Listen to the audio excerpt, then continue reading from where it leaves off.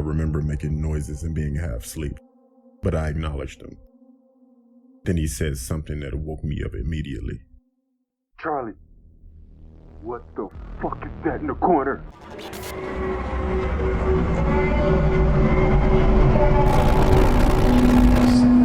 Nightmare Files.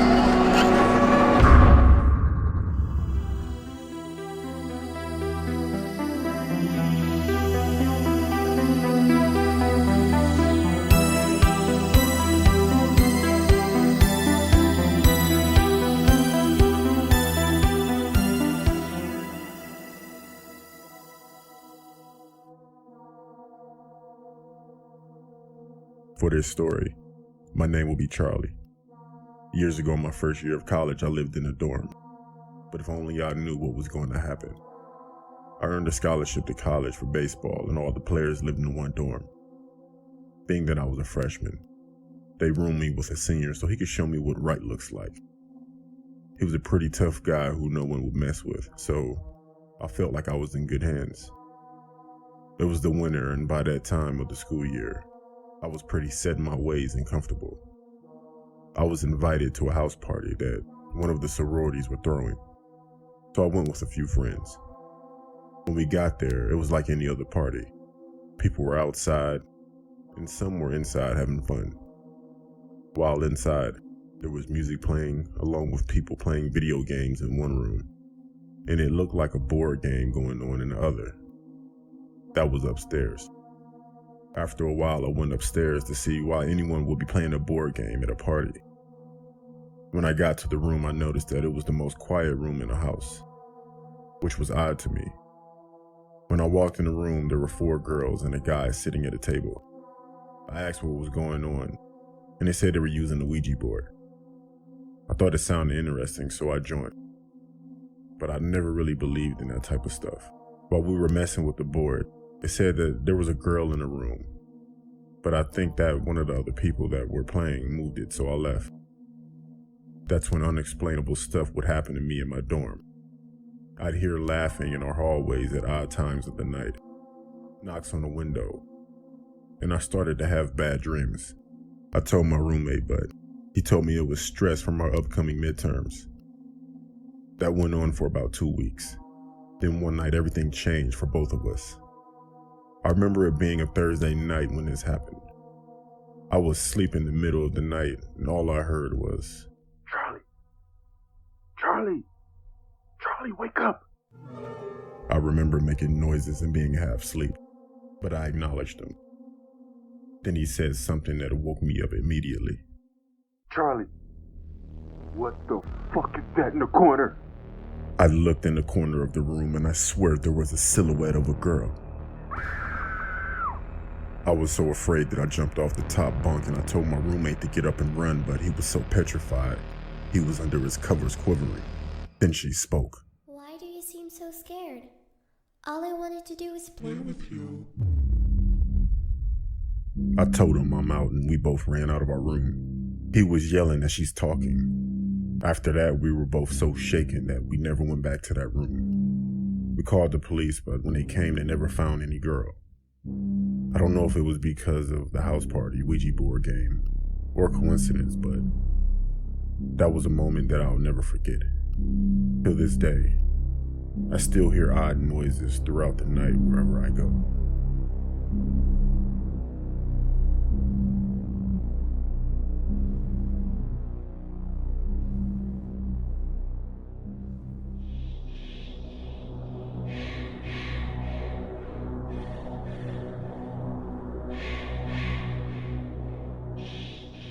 My name is Benjamin. I'm 57 years old. This story happened in the year 1991, and is a very tragic but true story. My wife Alex and I were invited to my best friends, Tim and Jessica's private mountain house for the night, and to have a sort of small house party. And they had recently gotten engaged and invited us to celebrate with them. They also asked my brother Daniel and his girlfriend Madison to join us as well. My brother drove us all to Tim and Jessica's house. It was a wonderful private house in the woods and mountains. This took place during the summer, so the weather was really nice as well. We drove up the long driveway part and headed inside to greet our friends. When we got to the house around 7 p.m., Jessica had been preparing a meal for all of us.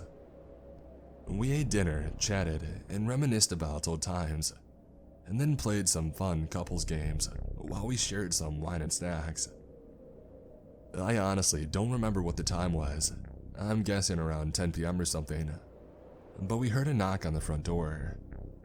We all looked at each other with great confusion. I asked Tim if he was expecting anyone else, and he said no. Jessica opened the door and I stood next to her, and it was a woman. She must have been in her early 20s. She looked pale and had dark bags under her eyes. She said that she and her husband had broken down and they needed help. She then pointed behind herself and down the driveway. There is a pickup truck with the hood of the bonnet open and some guy waving at us. Myself and Daniel didn't know the first thing about cars, but Tim did, and so Tim offered to go down with some of his tools and to take a look. Meanwhile, the girl waited inside. She took a seat and the first thing she said was, "Do you have any food?" We all didn't say anything for a second, probably because of how weird and awkward the situation was. Jessica, being kind, said there was some leftover chicken that she could have. Jessica made her up a plate and handed it to the girl. She started to eat it so quickly, like she was starving or something.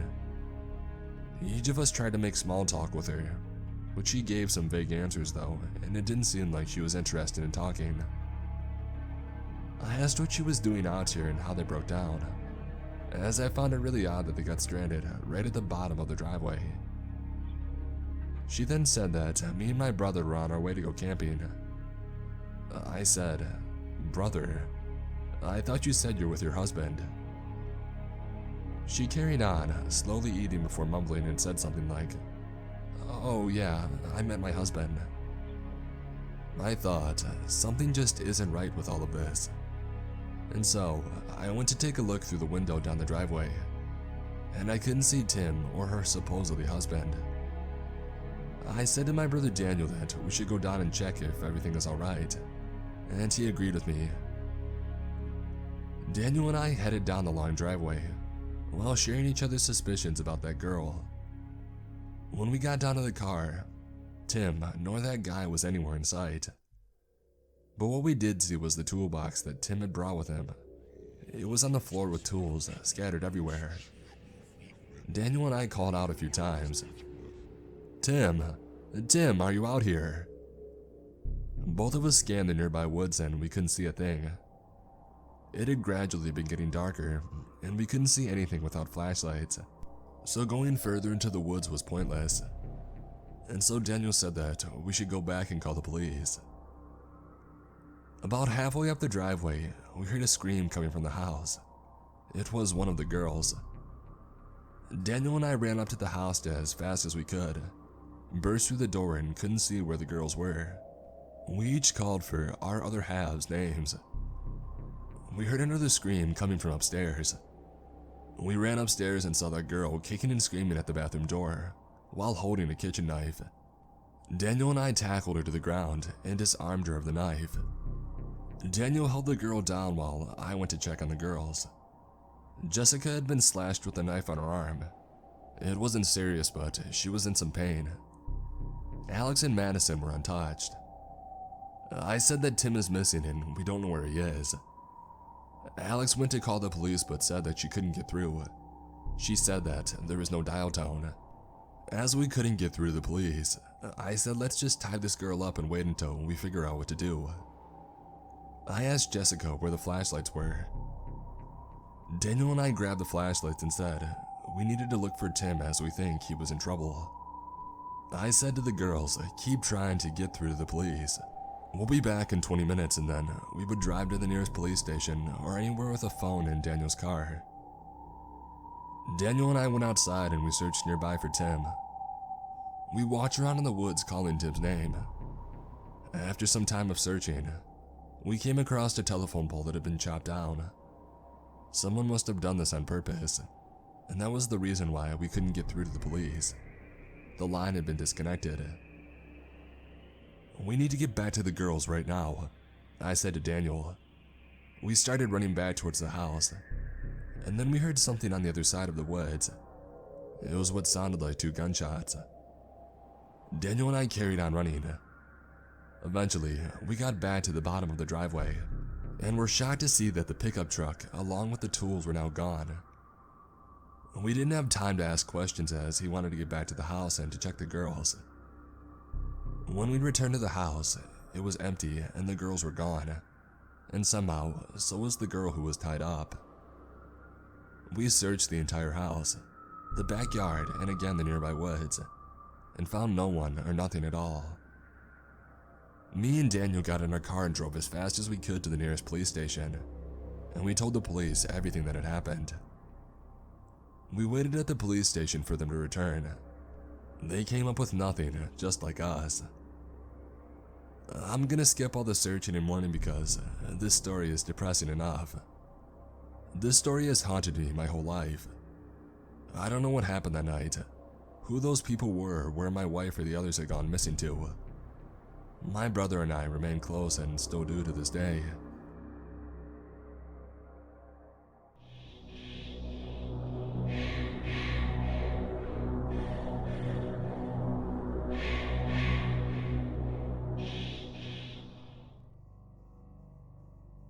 My name is Chantel. I'm 20 years old, but the story took place a few years ago. My parents were going away for a night, so I let my best friend Lana stay over, and she helped me throw a house party as my parents were away. We invited all of our friends. Lana invited her sister, who was 24, so she could buy alcohol. Plus, I could steal some beers from my dad's fridge in the basement. It was around 9 p.m. when the party was in full swing. Everything was going all right until one of my friends came up to me and said there was some guy being rude and bothering everyone. I asked her to show me where he is, and she pointed at some tall guy wearing a baseball cap, a denim coat, and dark blue jeans. He was talking with some girl. Clearly, she wasn't interested, and she looked quite uncomfortable. I asked him to leave the girl alone and show some respect. He told me to mind my business. I asked him to get out of my house, and he laughed at me and said, "Make me." At that point, a couple of guys that were at the party grabbed him and threw him out. People were asking who that was. I didn't know him, and neither did anyone in the party. I don't know why he was even there to begin with. The party continued and was going really well.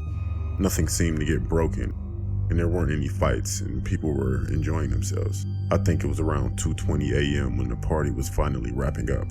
The last few people had left the house, and it was just me and Lana left.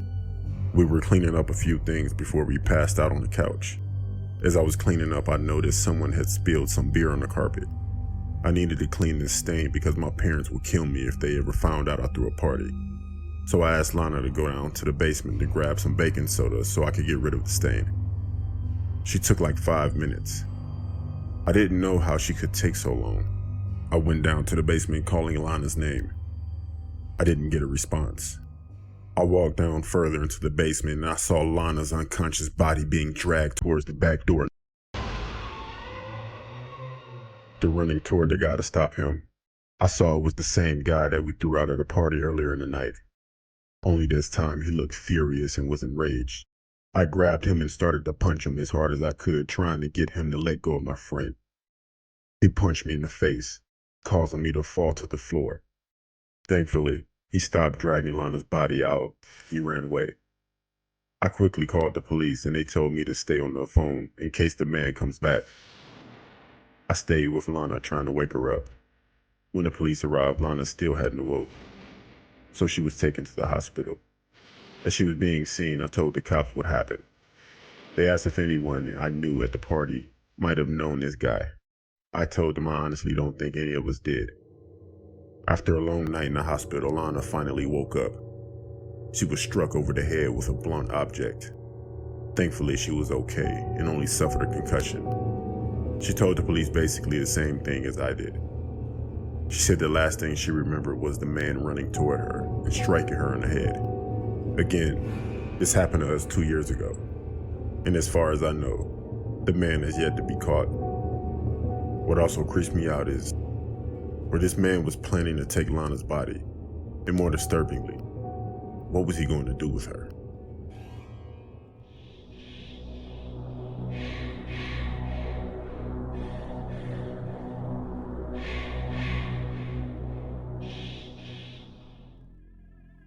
During my mid-20s, my two best friends, Cody and Sam, would often go to these underground house parties.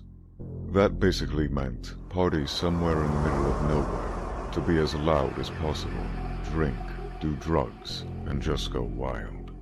Also, the neighborhood we lived in at the time wouldn't be able to hold parties, because if we did, it wouldn't be long before someone called the cops. So we would go online and frequently visit off-the-radar house parties. More often than not, the house parties would be in some old run-down house in the sticks, and sometimes even abandoned. This time was no different. We got an address to a house that was way out into the country.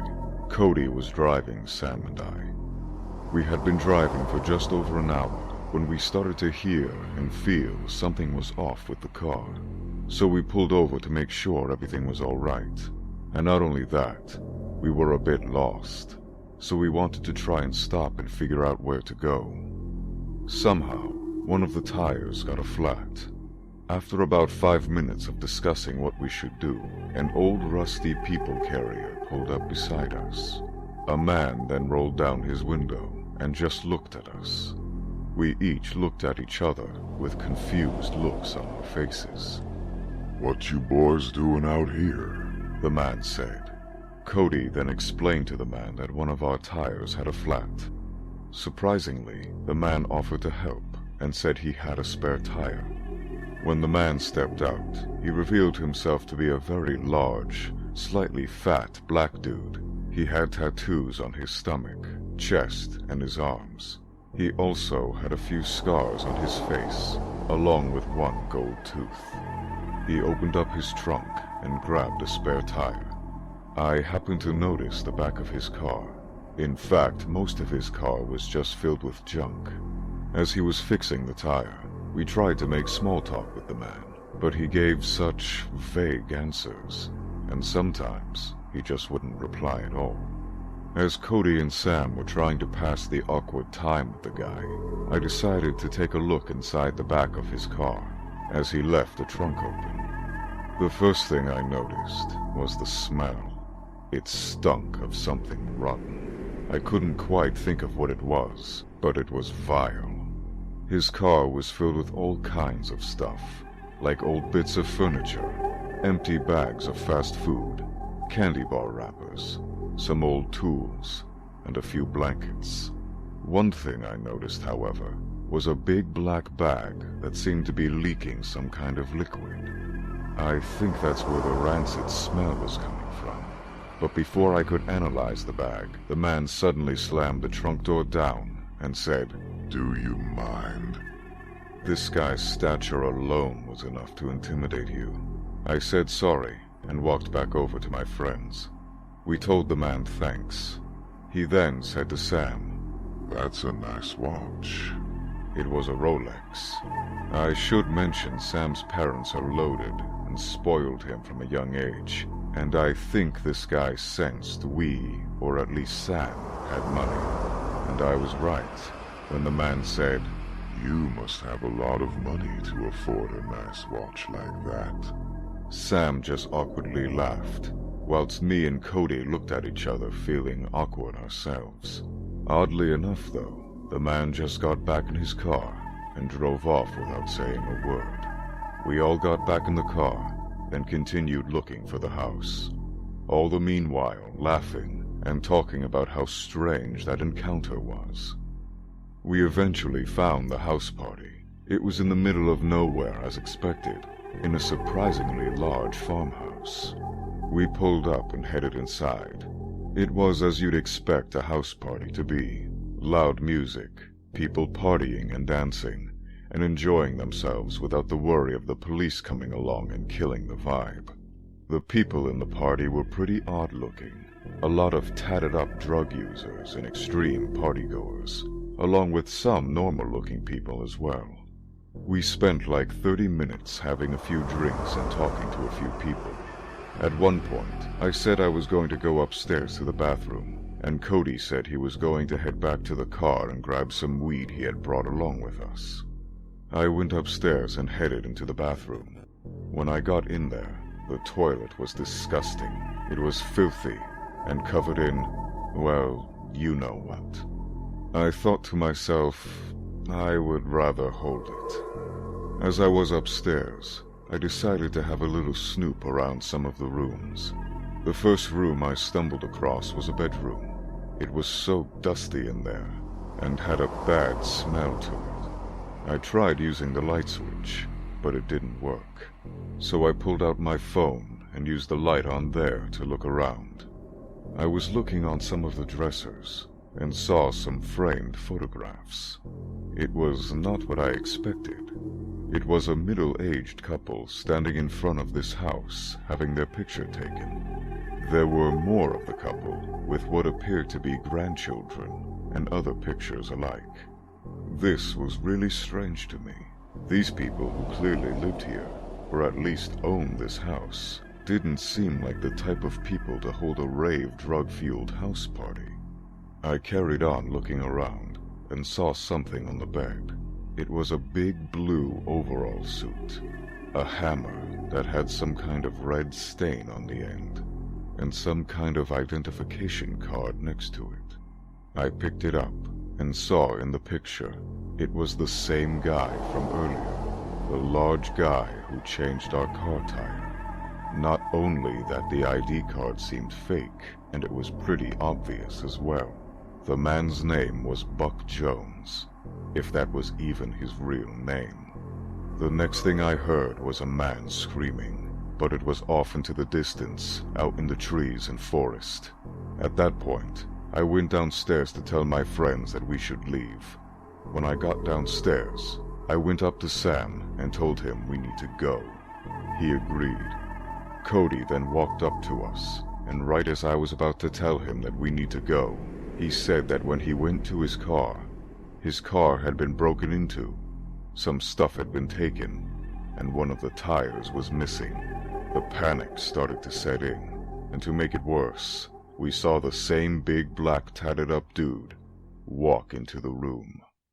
Buck had just arrived, and he was talking to his friends whilst looking and pointing at us, and it didn't look like he wanted to become friends. Thankfully, as we were in such a crazy party, it was at this moment where some guy high on meth or something ran to the room screaming while shooting a pistol, and one of the bullets blasted a light bulb, causing the room to go dark. I quickly grabbed my friends, urgently ushering them to follow me upstairs. We couldn't just run out the front door, because that is where Buck was standing. We ran upstairs and checked all the rooms, looking for a way out through one of the windows. However, all the windows were either boarded up or blocked with tons of furniture. Thinking on his feet, Cody looked up and pulled down the latch that leads up to the attic. We quickly climbed up and pulled the latch shut. Out of breath, and each of us breathing heavily, we all tried to keep quiet. The music was still playing, and people were still going wild. However, we heard footsteps come up the stairs, and the next thing we heard was, Kill those motherfuckers now! Sam whispered to me, saying we gotta get the hell out of here. Cody then tapped on my shoulder and pointed towards something. There was a big window at the back of the attic. It was smashed wide open. I looked down, and it would be a bit of a drop for us to try and jump out, but I did see through a fence that had vines growing on it. So I whispered to Sam and Cody we could climb down the vine fence, and that's what we did. As quickly and yet as quietly as we could, we each climbed down the vine fence and took off into the woods. We ended up walking for hours with no cars in sight to give us a lift. Eventually, we found our way to a gas station and managed to call the police. We told them everything, what we saw in that guy's car, our car being broken into, how suspicious everything was, where the real owners of the house were, the men searching for us with the intent to kill us. Everything. I was informed sometime later, when the police arrived, most of the people at the party had left.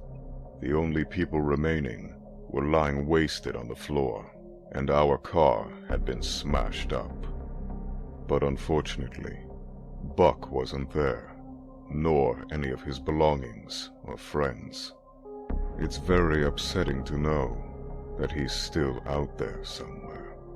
We were also informed that the owners of the house had been reported missing, and still, to this day, they haven't been found. From that night, myself, nor Cody or Sam, went to those unknown underground house parties again, and we were much more careful of the parties we did go to.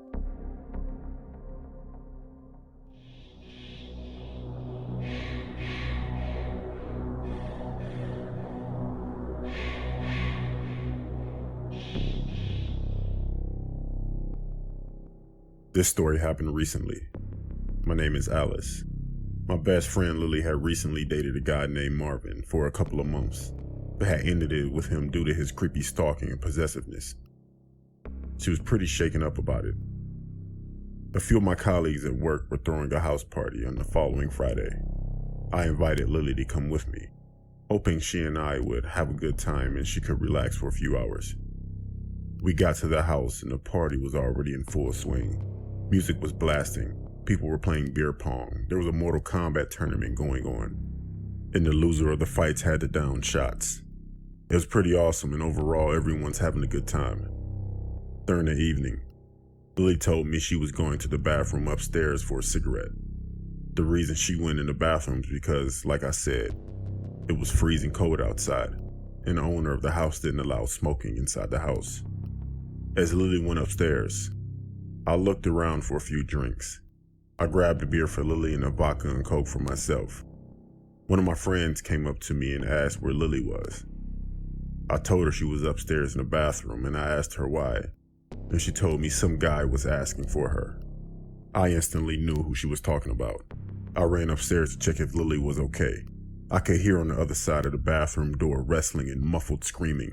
I instantly grabbed the door handle and tried to force my way in, but something was blocking it. I pushed harder and then suddenly I felt a burn on my arm. Marvin was burning my arm with a lit cigarette. Meanwhile, I could still hear Lily scream and I assume her mouth was covered. If you're wondering why no one came to help, as I mentioned earlier, the music was blasting and the bathroom was upstairs around the corner, so people couldn't even see what was going on. After a few intense moments of struggling, the door suddenly flung open and Marvin shoved Lily into me, causing us both to fall to the floor. Marvin then climbed out of the bathroom window and ran off. Lily wasn't hurt. She said Marvin just wanted to talk, but she didn't want to listen. And then he got angry and started to cover her mouth. Unfortunately, the story doesn't end there. Obviously, after that happened, we went home and decided Lily would stay at my house for the night. We set up watching Friends and having a few glasses of wine before both of us passed out on the couch. I don't know what time it was, but I woke up later in the night needing to pee. I returned back to the couch ready to pass out again when I heard a knock on the window. I walked over to the blinds and took a peek through. To my surprise, it was Marvin on the other side of the window staring at me. At that point, Marvin ran toward the front door and started banging, trying to get inside. He was smashing the door so hard I honestly thought it was about to cave in. Lily was awake at that point and called 911.